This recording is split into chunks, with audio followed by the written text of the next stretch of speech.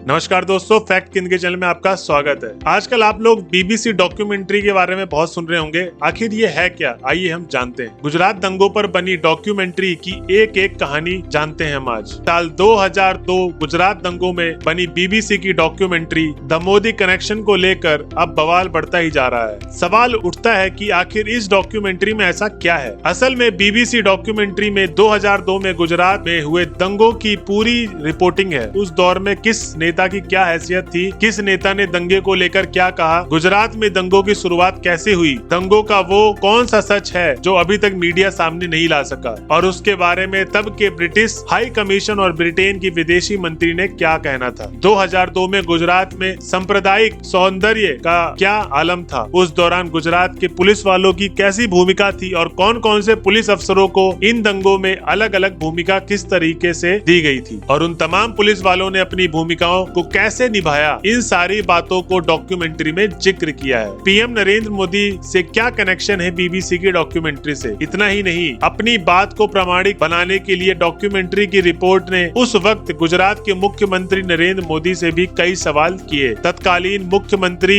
नरेंद्र मोदी से बीबीसी के रिपोर्टर ने कैसे कैसे सवाल किए और उनके नरेंद्र मोदी ने किस तरह से जवाब दिया, ये सब कुछ डॉक्यूमेंट्री में दिखाया गया है। जाहिर है कि डॉक्यूमेंट्री में गुजरात की उस वक्त की सरकार को सवालों के दायरे में रखा गया है, जबकि गुजरात दंगों को लेकर देश की सबसे बड़ी अदालत सुप्रीम कोर्ट ने अपना फैसला सुनाकर मौजूदा प्रधानमंत्री नरेंद्र मोदी को क्लीन चिट दे दी थी। इस डॉक्यूमेंट्री पर भारत सरकार के प्रतिबंध लगाने के बाद ही विवाद ने रफ्तार पकड़ी। लिहाजा इस फैसले को रोशनी में गुजरात दंगों पर बनी बीबीसी की डॉक्यूमेंट्री को लोग देखने को बेताब हैं। असल में गुजरात दंगों के दौरान वहां की तमाम व्यवस्था के साथ साथ उस वक्त मीडिया उठे सवालों को भी इसका हिस्सा बनाया गया है। मगर जब से सरकार ने इस डॉक्यूमेंट्री पर पाबंदी लगा दी, इसका प्रचार प्रसार और भी ज्यादा तेजी से हो गया और लोग अब इस जिद में देखने को आमादा है कि आखिर वह कौन सी बातें हैं जिसे देखने से सरकार उन्हें रोकना चाहती है। हालांकि इस डॉक्यूमेंट्री को लेकर सरकार ने अपना रुख पूरी तरह साफ कर दिया है। यह यूट्यूब और ट्विटर पर इस डॉक्यूमेंट्री को पूरी तरह से बैन करते हुए सरकार की तरफ से कहा गया है कि यह बीबीसी की ओर से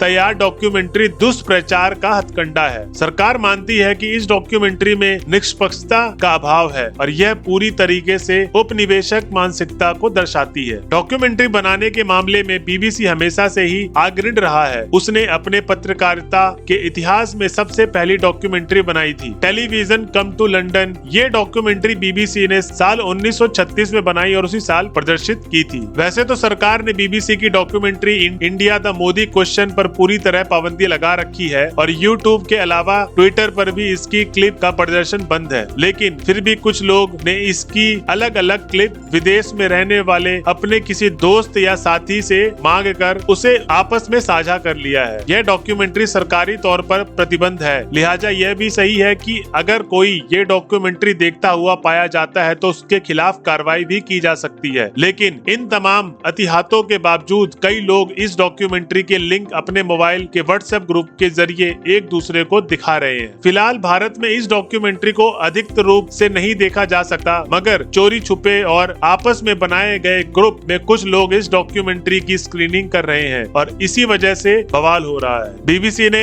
इंडिया द मोदी क्वेश्चंस को पूरी तरीके से फ्री रखा है, यानी इसके प्रदर्शन के लिए ना तो किसी सब्सक्रिप्शन की जरूरत पड़ेगी और ना उसको देखने के लिए कोई पैसा देना होगा। सरकार ने डॉक्यूमेंट्री पर पाबंदी भले ही लगा दी है, लेकिन हैदराबाद के बाद जवाहरलाल नेहरू यूनिवर्सिटी में इसकी खुलेआम स्क्रीनिंग की गई और 25 जनवरी की शाम को भी दिल्ली में जामिया मिलिया इस्लामिया यूनिवर्सिटी में भी इसकी स्क्रीनिंग करने की घोषणा कर दी गई है, जिसको लेकर कैंपस में पुलिस का तगड़ा बंदोबस्त किया गया है ताकि किसी भी तरीके से कोई विवाद ना हो सके। तो दोस्तों, आज की वीडियो आपको कैसी लगी प्लीज हमें कमेंट बॉक्स में बताएं और हमारे चैनल को सब्सक्राइब करें। धन्यवाद।